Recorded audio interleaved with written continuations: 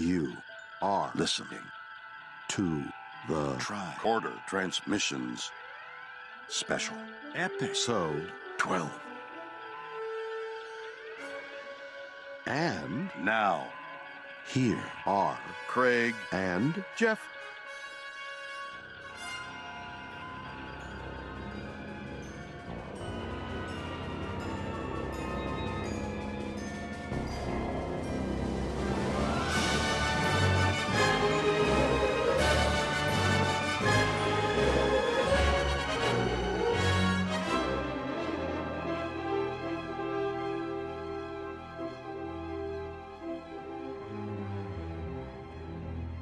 Hello and welcome back to the Tricorder Transmissions. This week we have a special episode devoted to the Star Trek convention that happened in Las Vegas, Nevada at the end of July. I'm Craig. And I am Jeff. So Jeff, we had a crazy 5 days in Vegas. I'll tell you, we've been to Vegas. I can't even tell you how many times I've lost count. 5 or 6 times together. And no offense to our previous trips, but this trip may have been the best Vegas trip we've ever done. Yeah, because it was kind of cool because it took all the great aspects of Las Vegas, but then rolled Star Trek into it as well. Yeah, exactly right. And this is actually the first Vegas trip where we did not spend, neither one of us spent a single dime on gambling. No, and I would actually say that aside from crossing it, we did not spend any time on the strip. No, that is mind-boggling to me. We didn't gamble and we didn't spend any time on the strip whatsoever. Yeah, well, the convention was at the Rio Hotel, which is off strip. And I guess that's where they've been doing the convention ever since they moved from the Hilton location. Yeah. Yep. I actually, just to roll over the Rio a little bit, I've been to conventions in the Hilton before, and, the Rio is a pretty decent space. Yeah, and it's got dedicated parking. Once we figured it out, the first day we got there, it was a little, we parked way further out than we need to. But once we figured it out, we were able to park and walk, maybe half a football field to get to where we needed to be? Yeah, if that. It was very, very close for the most part, unless we rolled in slightly later and we had to park down the lot a little more. Now, granted, it was pretty stifling hot. Well, yeah. Compared to Jersey. Yeah, well, there was that one day where we got in the car at the end of the day we couldn't buckle our seatbelts. Oh, yeah, because you couldn't barely even touch even the plastic around the buckle was so hot you could barely grasp it. Yeah. So the good thing about driving to this convention as opposed to other conventions is I'd say a majority of the people there were either staying at the Rio or at the Gold Coast. Right. Or weren't in a car. Exactly. So there was always pretty ample parking. I mean, what I consider ample, I mean, you got an extra 30 seconds of walk added on if you get there a little bit late because you have to park, 10 spaces or 20 spaces further out than you would have. But there's always plenty of extra parking near the convention center at the Rio, regardless of what time you get there. Yeah, I mean, coming from some of these conventions in Jersey we've gone to where if you don't get there as soon as it opens, you're parking a mile and a half away. Oh, there have been cons that remember the last convention, it was a Monster Mania in Cherry Hill where you and I and your brother got together, and we went after the con. We went to walk your brother back to his car, and I swear to God, we were walking for like 45 minutes. Yeah, to get back to his car. It was a huge amount of distance away. Yeah, we got our exercise in that day. Certainly did. So what we did is while we were out there, when we could, we actually did recordings. Right. Mainly at the end of a day or the next morning to sort of talk about stuff while it was fresh in our head. And we did a couple of those recordings, and then we kind of lost time a little bit. Me and you split up at one point, and we were just operating on so little sleep that we weren't able to record our exploits on Saturday and Sunday. So we're going to cover those later in the episode, and those will be fresh recordings using your great notes and the schedule of the event. Yeah, they actually may wind up being on a separate recording next week because there's just so much stuff to cover. We've got almost an hour of content from just Wednesday, Thursday, and Friday. So we've got so much experience from what we did there.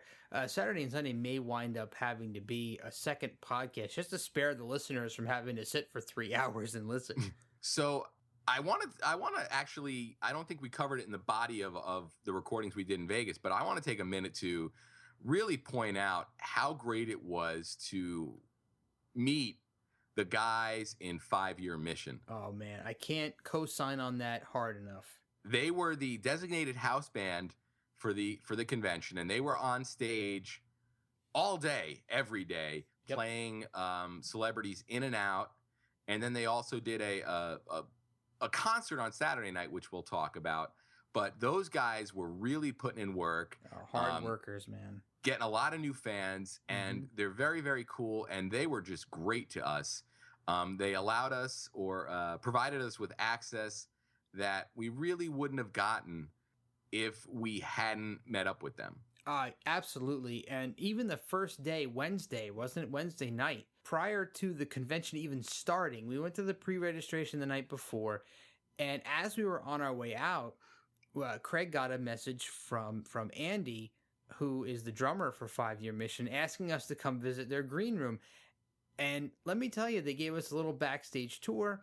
We got to hang out with them for a while. It was really, really great of them to kind of take us in like that. And yeah, they are super. And it looks like everybody loved them. So it seems like it was a great convention for them. And I can't be happier for them, because it seemed like it was something those guys had really been sort of pushing for, and they knocked it out of the park. They had learned special songs for some of the celebrities. For instance, when LeVar Burton came out for his panel, they played the Reading Rainbow song. Yep. And when Simon Pegg came out, they did a Sisters of Mercy song that he's a big fan of.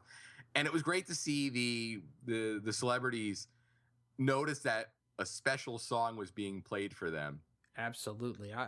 I'll tell you, if they were not asked back for next year, I would be very surprised. Well, yeah, and the main thing is, now that they've done it, Creation has set up sort of a situation where if there isn't at least some band there, it's gonna feel weird.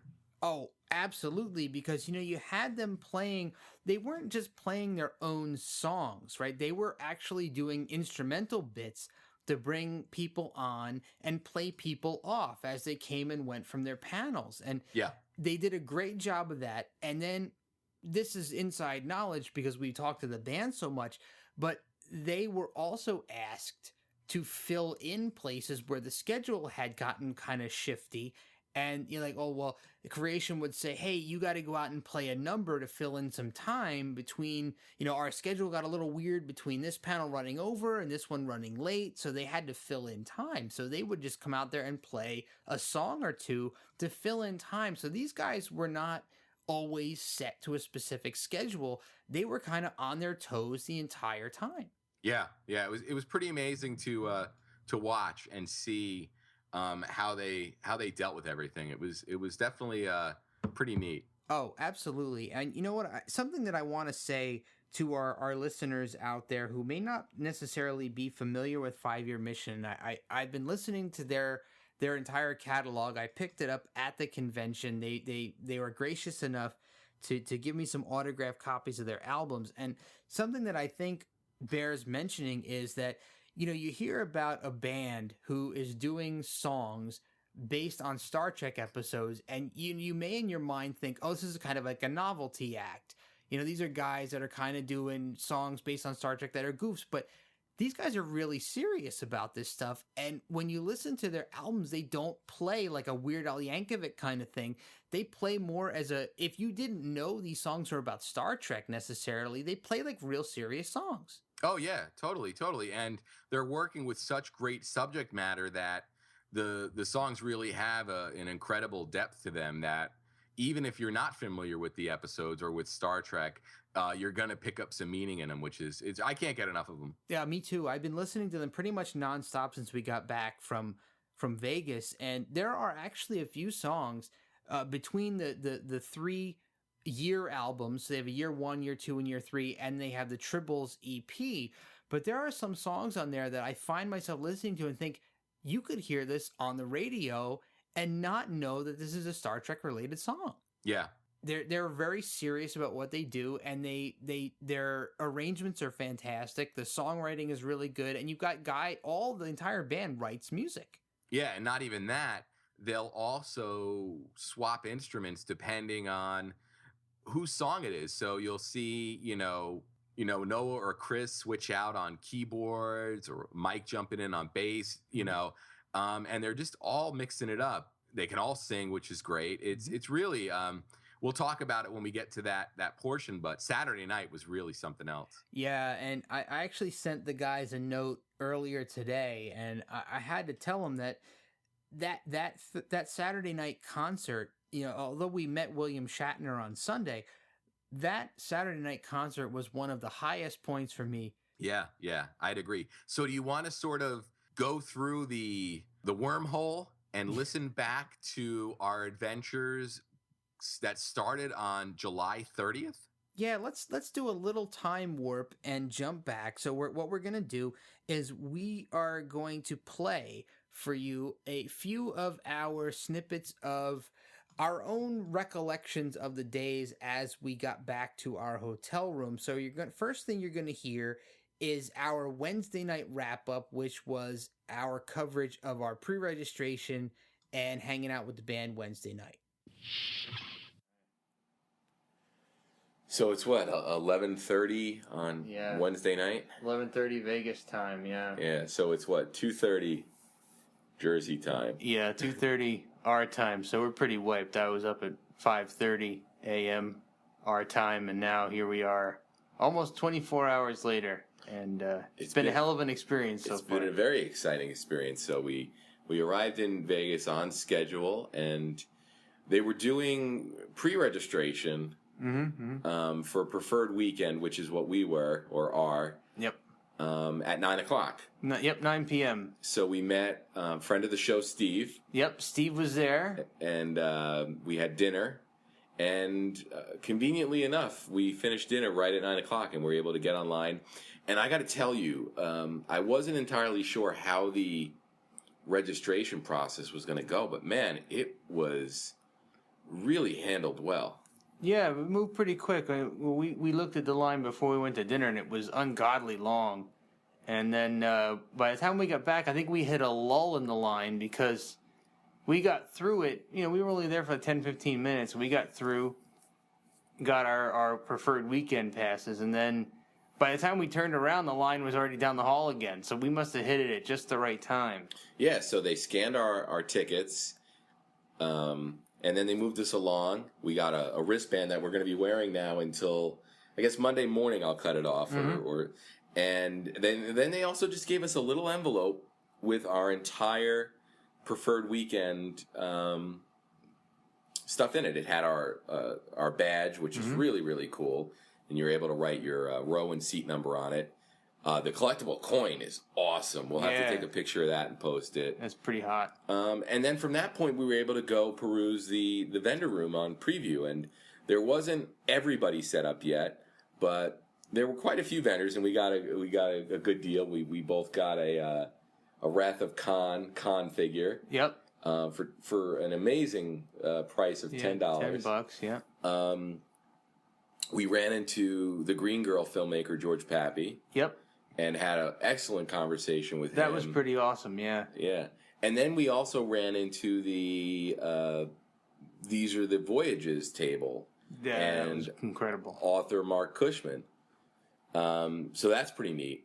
And the vendor room is really something else, huh? Yeah, it's pretty sizable. A lot of stuff in there. I'm looking forward to seeing what it looks like tomorrow when everyone is fully set up. Yeah, but it looks like anything you want will be at your disposal, from books to autographed items to clothing to collectibles to figures. It seems like there's a vendor there for everything. And we also ran into Chris initially from the 5-year mission. And then we talked to him for a couple minutes, and then Andy actually invited us to their super secret ready room. Suite. Yeah, their ready room. So that was cool. It was great to finally meet in person the guys from 5 Year Mission, and I know we'll be seeing a lot of them this weekend because they are going to be the house band, but so that's really neat. And I'll tell you, so far it's been a great experience thus far, and we haven't even really gotten started. So I can only imagine what tomorrow will bring. But the great thing is we're all registered up. We won't have to. No. We can walk in tomorrow like we own the place. You got it. Yeah, no waiting in line tomorrow. So, what are the panels tomorrow that we're looking forward to? Well, first of all, tomorrow we're getting our photo op with Nichelle Nichols. Yeah. So that's going to be great. And that's going to be in the early part of the day. Forgive me as I go through the program here. Well, Nichelle has her own panel. Yeah. Discussion. Yes. And then we've got the next gen panel with Michael Dorn and Brent Spiner and LeVar Burton, which is going to be great. Yeah, and then there's also a David Gerald panel at 11:15 tomorrow. Yep, that looks good. And that's going to be followed by Nichelle at 11:55, and then that's going to be that dovetails right into the. It looks like that'll go to 12:35, and they're going to be playing a music video mix. And I assume at that point we're going to have to go stretch our legs. And then at 1:10, we get the Next Generation panel with Brent Spiner, Michael Dorn, and LeVar Burton. And then at 2:10, Carl Urban. Yeah, and then 5:20, we've got Harlan Ellison. So pretty tomorrow's packed day. Pretty packed. And then we have at 9:00 tomorrow night the Green Girl screening. The Green Girl screening. You got it. So our tomorrow is going to be pretty packed. Yeah, Thursday I think is our most dense day. Yeah, we can breathe a little bit after that. So I'm sure we'll have plenty of updates from the floor tomorrow, and we'll also do a day one wrap up as well. Yep. All right. So we're gonna sign off for the evening. Yeah, and we'll get back with you. Rest. Yeah, man, we're beat. And then we'll get back with everybody tomorrow, and hopefully during the day we'll be able to grab some fans from the hall and get some opinions and some word from other Trek fans out there at the con, and wrap it all up into a cool episode. Oh, we didn't even talk about the Guardian or the Transporter. We'll get that when we actually take the pictures, man. So we got some cool stuff coming. Yeah. We got some cool stuff coming. Stay tuned. Yeah, all right. As Craig stops to drink some water here. The Vegas heat is drying him out. All right, everybody. We'll talk to you later. That brings back memories, doesn't it? Oh, totally. Yeah. It's funny to listen and hear because I know a lot of the times we recorded it was either extremely late or extremely early. So man, we got so little sleep. It's amazing. The funny thing about Vegas, and this happens every time I go, it's like whatever laws or rules you normally follow or your body normally follows goes out the window, and you and your body do not mind. I mean, there were nights where we would get back and it would be 2:30 Vegas time, so it was really like 5:30 Jersey time. I mean, it was just oof. I mean, you're putting in hours that you think about after you get back and say, I can't believe I did that. Yeah, listen, I still haven't completely recovered from the trip. I mean, both of us are 40, and we can't do like we used to do, but when we're in Vegas, we do.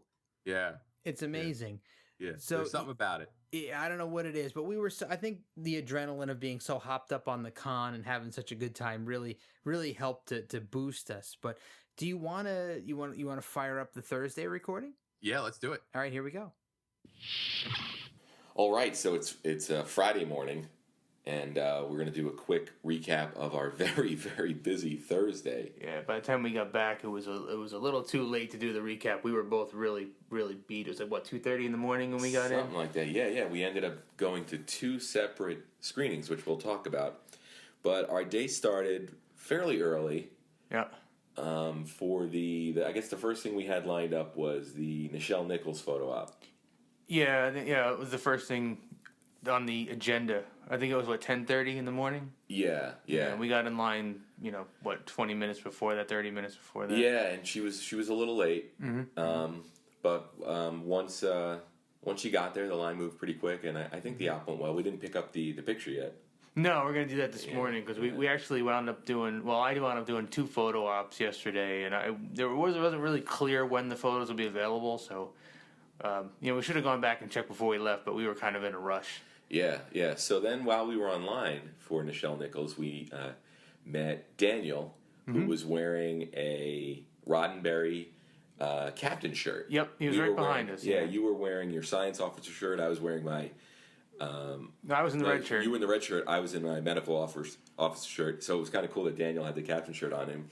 We struck up a conversation with him, and we learned that he is also a podcaster. Yeah, he's on Trek FM. So he does a show on that network. Yeah. So after the photo op, we chatted with him for a couple minutes. Yeah. Running into somebody, a fellow podcaster, in a line that long was. Odds are pretty staggering, as many people that were at that con. So, looks like we may be doing some crossover work with them in the future. We got contact information exchanged, gave them our business card, and hopefully when this episode launches in a week or so, we'll be able to, copy him on that, and we can line something up for the near future. Yeah, and let's listen to that conversation right now. All right, so we just had our photo op with Nichelle Nichols, and we met another fellow Trek podcaster. Hello there, I'm Daniel from Trek FM. Ah, very cool. Nice to meet you, Daniel. And you live in the area, right? Yeah, I'm from Los Angeles, about 3.5-hour drive from here. Very cool. And you have a picture of Vasquez Rocks, which you're very close to? Yep, I live about 10-minute drive from there, so I try to do the Vulcan salute every time I drive by them. Oh, very awesome. And we're looking forward to seeing some pictures of you there at some point in the future. Yeah, they're on the way. All right, so who is your favorite original series character? It's got to be Spock. I mean, he's logical. He knows a lot of stuff. He's smart. He can do nerve pinches. It's hard to beat Spock, I think. Very, very cool. And, of course, favorite episode, if you can bear it? I love Mirror Mirror. I think it's so well done. The writing is top-notch, and it just never lets up the tension. Excellent, man. Well, thank you for taking the time. I don't want to take a lot of time out of the con for you, so I'm sure we'll run into you again, and thanks a lot. Thanks. All right, so after that, we rolled into the Next Gen panel? No, it was the Nichelle Nichols. Oh, that's right, the Nichelle Nichols panel. That's right. It was a sit down. She was the only one on stage, and she was there with Adam, who is one of the presenters of the convention, and they had a pretty neat discussion where they got into all kinds of stuff, and they got into Nichelle Nichols' work with NASA, which was pretty neat to hear. And then after that, I guess you jumped out to get your LeVar Burton picture. Yeah, that was a last-minute decision. We were walking in, and I was thinking about it the day before, because the photo op was a little cheaper than I thought it would be. Yeah. And with the recent Reading Rainbow connections that just popped back up, I was getting nostalgic. And so, as you know, I stopped on the way in and at the register and picked up the photo op, and it was at 11:50-ish, somewhere around there. I think was his photo op. So I ducked out to get online for that, and that didn't turn out to be a very long wait at all. It was pretty short. I mean, when I got there, they actually had 3 photo ops lined up in a row. So it was Brent Spiner was going first, then they did a combo of Brent Spiner and LeVar Burton, and then they did Burton last by himself. But the Burton line itself was relatively short. The line for both of them was a lot longer, so I guess people were opting for the double. Yeah. Which makes sense if you're a Next Gen fan. Yeah. So then that rolled right into their panel, which was Brent Spiner, Michael Dorn, and LeVar Burton. And I got to tell you, these guys were hilarious. Yeah, like a comedy troupe, the 3 of them. They really riff on stuff, and they seem to get along well. They kind of play like they hate each other, but they don't. One of the neat things about it is after they were done with the panel and they were leaving the stage, 5 Year Mission is the house band. They're set up right on the stage off to the left, and when they were walking off stage, they started playing the Reading Rainbow theme. Yeah, that was pretty awesome and unexpected. I think LeVar Burton looked very overwhelmed. Yeah, he stopped and he, I guess once his ear picked up what they were playing. So it was really neat. The 5 Year Mission has been playing some really cool stuff for the guests. And then also after that panel, they also played Miri, which is one of my favorite songs off of that Year One CD. Yeah. So that pretty much. Don't forget before as Brent Spiner was walking out, they played a little Mr. Roboto riff too. Don't forget that. That was pretty funny. Yeah, they put a lot of thought into it, and that was pretty much it for our panel experience that day. For the most part, yeah. And I think after that, we perused the vendor room for a little while. I picked up another figure. Yeah, so did I. And we were going to go to the no minimum bid auction, and instead we realized at the last minute Juan Ortiz was doing a signing. Yeah, one of 3 over the weekend. Yes, one of 3 over the weekend, and we figured, we are Juan Ortiz fans on this show, and you've heard us talk about him. God, I don't even know. I mean, we mentioned him on at least 6, 7, 8 episodes or more than that. So we were pretty amped up to get in there, and we had seen his books on display earlier in the vendor room, and so we knew exactly where he was sitting. Yeah. And we made a beeline, and it started, at 3 o'clock? And we got there about 10 after 3, as they're dodging our way through. And Craig, you want to tell the rest of the story? So they were out of books. They were out of books. Yeah, for the first of what was going to be 3 signings over the entire weekend. Yeah, in 10 minutes. They had blown them out. I talked to the lady behind the table. I said, "So you're getting more?" She said, "No, that's it." And poor Juan, I mean, he seemed really... he looked bummed. He looked bummed about it, and there are comic books with his work on them. Yeah, not quite the same, because he doesn't really get the hit from selling the $50 book. Yeah. During his autograph session, I'm sure that he would much rather sell another 50 books than send somebody to buy a $5 comic book that he won't get a cut of and sign it for free. Right? I felt bad for the guy.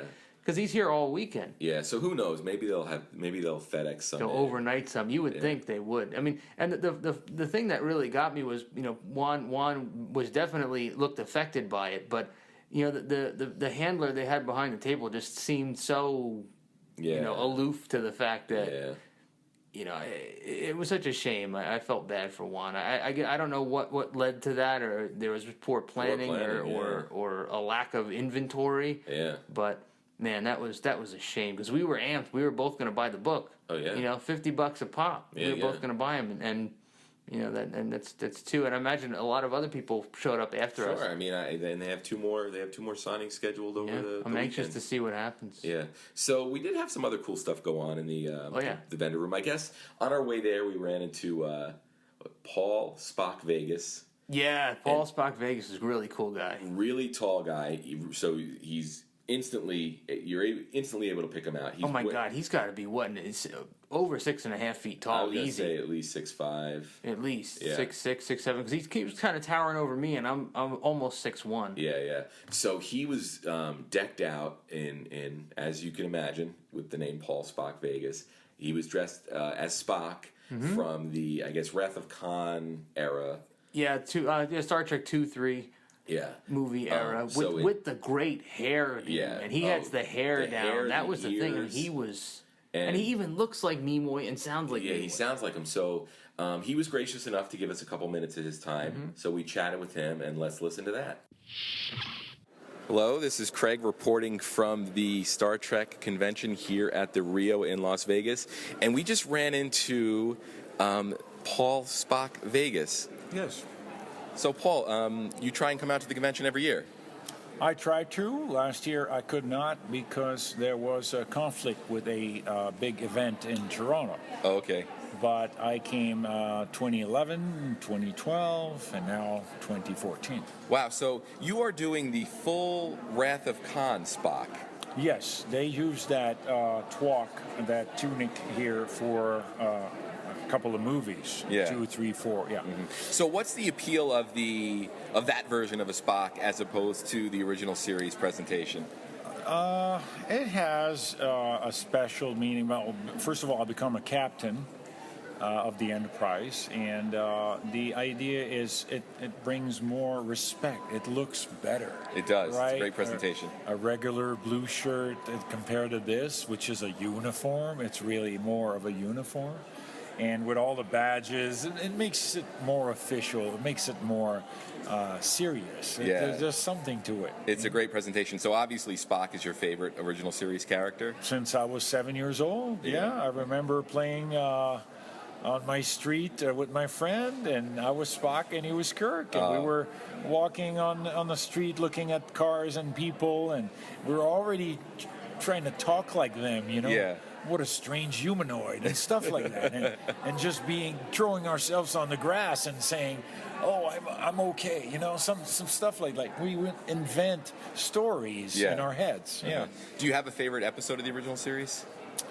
Actually, Amok Time, right, is my favorite one because I get aggressive. No, I get emotional.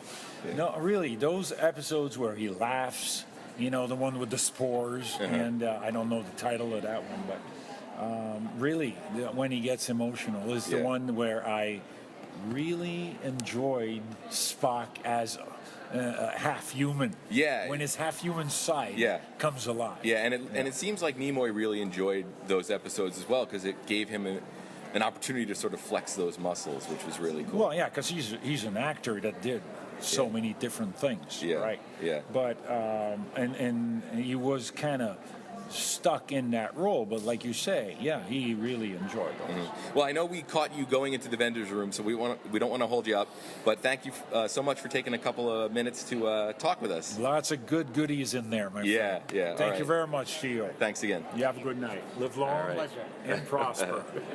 Thank you. Oh, excellent. We'll connect with you on the Facebook.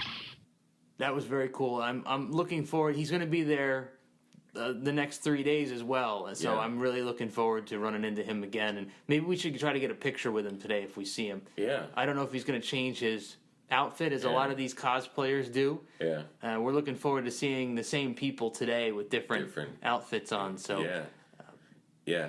And then in the vendor room, we ended up meeting Barbara Luna, the captain's woman. There'll be a picture from Mirror Mirror, and she was really nice. You know. Yep, she was very nice, and she was seated directly next to Grace Lee Whitney. Yeah. So we got to chat with her for a couple of minutes. Yeah, and Grace seemed to be having a good old time, and she mentioned Kate Mulgrew at one time.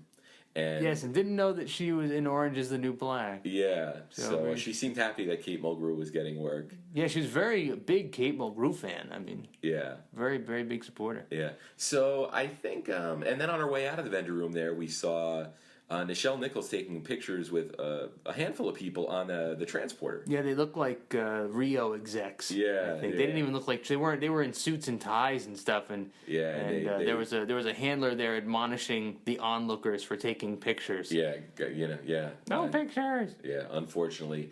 So I think that takes us up to probably dinner, or pool time maybe. Yeah, we took a quick break. We left the con around, let's say 3:30, 4 o'clock. We'd been there since 9 in the morning, so we were there a good long time. So we headed back for a little R&R session before dinner, and after dinner we had lined up a quick meetup with April and Vernon. Yeah, our longtime friends here at Tricorder Transmissions. So we wound up meeting them at the Masquerade Bar, the famous Masquerade Bar.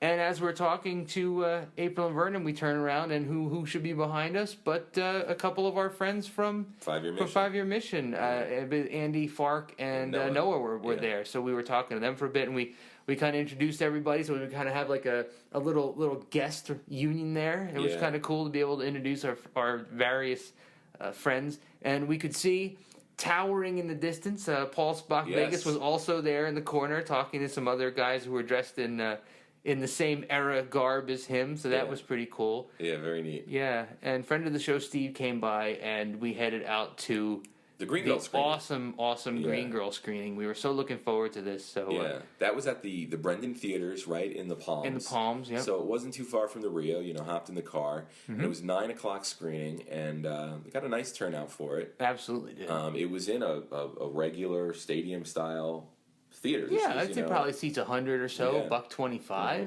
So George said a couple words before we started, and then they played the movie, and it was great learning all about the life and career of a really remarkable woman, Susan Oliver, who is much more than the character of Vina in Star Trek. We learned about her aviation career, her pioneering work as a female director in a very, very male-centric directing landscape. It was really well done. George did a tremendous job, and after the screening, Celeste Yarnell was there, Yep. who was featured in the documentary, and that was her first time seeing it. Yes, it was. Larry Nemechek Larry was there. Nemechek was there. And I forgot Michael somebody. Yeah, he was one of the film historians Yeah. who was part of the documentary and helped to put a lot of that stuff together and gave some really nice interview footage during the film. There's so much to like about this movie, and I'm not gonna. I don't want to give away too many details because I'd love for some of our listeners to get in touch with George and buy some copies of his movie and it would be really great to have some dialogue with some of our listeners about this after they watch it, because I know that slightly embarrassed to admit it, but I learned a lot about Susan Oliver. Same here. And I think it's the greengirlmovie.com. Greengirlmovie.com. And he also mentioned, in addition to the DVD, which is on sale now, they had just signed a deal for digital distribution. So hopefully it'll be popping up iTunes and some of your other.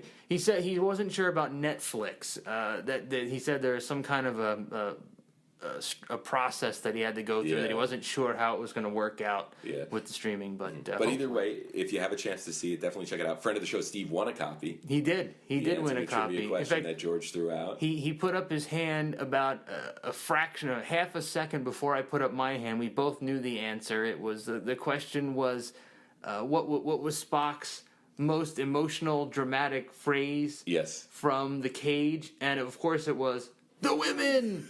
But Steve's got his hand up just before I did, so I graciously nodded to Steve. Yeah, he got the DVD, so very cool. And then from there, we boogied south on the Strip, and we got to the Town Center Cinema. Yeah, the AMC Theater, yeah. And we met up with April, who had helped coordinate tickets for this free screening that the folks in Star Trek Continues was doing, and I guess it was coordinated by StarTrekMovie.com. Mm-hmm. I don't know too much about that. that. Yeah, April's got some friends with StarTrekMovie.com. Yeah, and they were showing their latest episode of Star Trek Continues, Fairest of Them All, which is a direct sequel. And I mean direct sequel. Yeah, absolutely. It couldn't be more direct than that. To Mirror Mirror, and it picks up immediately after Prime crew beams back, and the Mirror Kirk and his crew end up. So it was really neat, and there were a lot of people that screening. Vic, the guy who plays Captain Kirk, was there, and very briefly, Michael Dorn was in attendance, who had a hidden cameo. Yeah, a voice part. So he speaks through the captain's chair console right near the beginning of the episode, and it was really cool to have him there and hear him, and also Michael Doohan's son. Oh, Chris Doohan. Chris Doohan was there as well, and I believe Rod Roddenberry was in attendance as well. James Doohan's son. Yeah, what an idiot. I'll edit that out. What did we say? I said Michael Doohan. Oh. Why did I say that? I'll edit that out. Yeah. And Rod Roddenberry. I guess Gene's older son. Yes. I guess from his first marriage. So that was neat. And Rod basically said, as far as he's concerned, and as far as he thinks his dad would think, this is canon. Mm-hmm. So that was kind of neat to hear. And then it was wrapped up by a Q&A, and at that point, it was pretty late. Yeah, it was around 2:00 in the morning by the time that was over. So we were almost passing out during the Q&A. So we hightailed it back here. Yeah, and that brings us to today, which I don't want to say thankfully, but thankfully is a little bit more of a mellow day for us. We don't have a lot that's actually scheduled. I know when we get to the convention center, we want to get our photo op ticket for Peter Weller. Yes, we do. Who's going to be taking pictures tomorrow, and we're not really interested in the Admiral Marcus aspect of his photo op or what he's there for. We're both huge RoboCop fans. Yeah, man. So to get our picture with Alex Murphy will be pretty neat. And aside from that, we're looking forward to the 120 discussion with Harlan Ellison and Grace Lee Whitney. Oh, this is going to be epic! I can't wait because you've got two really prolific personalities who seem to speak their mind. So this is going to be a lot of fun. Yeah. So that's at 120, and hopefully we'll see Harlan is going to be on the floor all weekend giving his autograph for free. And I know the guys in 5 Year Mission met him, and they put out on Facebook yesterday how great it was to meet him. So it's good to see he's in a good mood. And I think that's about it. There's possibly a couple other panels we'll sit in. I think the ladies of the original series, I think, is today, isn't it? I think so. Yes, that's at 5:00, and that's going to be Sally Kellerman, Arlene Martell, who we didn't see yet. I don't remember seeing. Who played T'Pring, Celeste Yarnell, Barbara Luna, and Tanya Lamani. Yeah, I'm surprised Grace Lee Whitney's not on that panel. Yeah. So that'll be pretty neat. And so that's that. And we will give you an update on how our Friday went, either later tonight or tomorrow morning. So we will talk to you then. Take it easy. Thursday was a busy day, man. Yeah, talk about hitting the ground running. Oh, totally did. I mean, Thursday, I think, was our busiest day out of every day at the convention. Yeah, I think logistically, I think you're right. Yeah, there were just so many things between panels and photo ops that we lined up. And then I picked up that LeVar Burton at the last minute. Yeah. So pretty crazy. I think the next recording we did was Saturday morning because we got in so late Friday. Yeah. That we just wanted to go to bed. Yep. So here's our Saturday morning recording. Okay, so we've got a little catching up to do. Yeah, so let's look back on what we did Friday.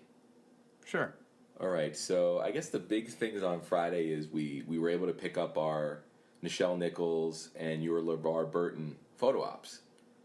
Right, yeah. And, man, they came out good. They certainly did. Very happy with them. You're always worried about a photo op. I remember when I met Ace Frehley, or Fraley, if Ken Mills is listening. It was one of those things where they took your picture and then you had to go to the website the next day to get it. Yeah. And you give them money, and you have no idea if the picture came out. It's on faith, right? Yeah, if you're pulling a stupid face or. So I gotta say, man, the Nichelle Nichols one, just all around a great picture. Spectacular. So, Yeah, we loaded it on our Facebook already. So by the time you hear this, if you're a Facebook friend of ours, you may have already seen the picture that we're talking. Yeah, and the LeVar Burton one as well. And that came out nice. So I got to say, the creation photo ops have been really well organized and well done, and the results are really, really great. You get a really sharp picture. So panel wise, yesterday we saw. I guess the first panel we saw on Friday was Grace Lee Whitney and Harlan Ellison. Yeah, we sat in on that one. It was because they said they hadn't seen each other in 45 years, something like that. Yeah, so it was kind of a little reunion for them. It was nice, and Ellison was telling some funny stories, and Grace Lee Whitney was definitely on point. She seemed very sharp and quick-witted. Yeah, and it was neat. At the beginning of the presentation, or at the beginning of the discussion, Grace came out first, and then Harlan came out and gave her a single red rose, which was pretty neat. And she said something to the effect of, "Does this mean you want to spend the night?" Yeah. Which she actually mentioned to you again when we saw her later. Yeah. So then after that, on Friday, we also saw one other panel. We saw, I'm looking through my notes here. I'm using a cheat sheet. Friday. There was the ladies of Classic Trek. Yeah, and that was later in the day, and I bailed once they reached the Q&A portion, and that was Sally Kellerman, Celeste Yarnell, Barbara Luna, and Tanya Lamani, and that was hosted by Richard Arnold, who was, I guess, Gene Roddenberry's assistant. Right. Yep. Yeah. So that was pretty neat. I guess I got those Star Trek 3 glasses. Yep, you picked up some glasses. 50 cents a piece. So that was like my garage sale find of the convention. Yeah, really. And I picked up volumes 1 and 2 of These Are the Voyages, and Mr. Mark Cushman was kind enough to personalize both books for me. Yeah. Oh, and is that also when I got David Gerald? Yes, and we did get a chance to meet David Gerald yesterday. Which was excellent. Got the scripts. I got the scripts for each of the Tribble episodes. And we talked about the differences between writing for the original series and writing for the animated series. And from a writer's perspective, what that meant. So he had some good insight there, where he said, he was told that you were able to be a lot more creative when it came to creature descriptions and stuff like the Glommer, which you had with you. Oh yes, I've been carrying a Glommer with me for days. Yeah. And but he said, they had a limit. They couldn't create situations where they had an army of 20,000 Klingons or something. Right. There were limitations. So that was pretty neat. And he was also seemed like he's been at his table in very, very limited spurts. Yeah, and there's no announcement as to when he's going to be there, so you just kind of have to happen by and see him there. Yeah, so we caught him at a good point, and he was actually had a laptop out, and I guess in between fan interaction, he's working on his autobiography, which he said something to the effect of, when we asked him when he was going to publish it, he said, when I'm finished with it. So yeah, that's pretty much the writer's standard answer, isn't it? Yeah.